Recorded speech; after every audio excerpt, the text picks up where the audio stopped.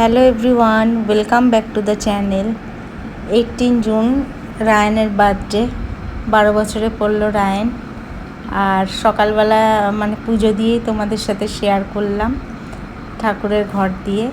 আর আমার তো বরাবরই ঘর গোছানোর একটা প্যাশন, তাই প্রত্যেকটা রুম আমি খুব সুন্দর করে গোছালাম।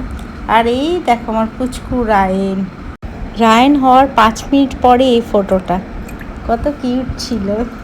আর ও বেরিয়ে আমার দিক তাকিয়ে রয়েছে। দুপুরবেলাতেই পায়েসটা রান্না করে রেখেছিলাম, কারণ রায়ান স্কুলে গিয়েছিল। Happy birthday Ryan. Thank you. Ryan school থেকে আসলেও নতুন ড্রেস পরেছে, দিদান দিয়েছে, দিদান দুটো ড্রেস দিয়েছে। আর রায়ান বলেছে আজকে আমি সিম্পল খাবো, তাই জন্য ভাত আর চিকেন আর ডাল, লেবু।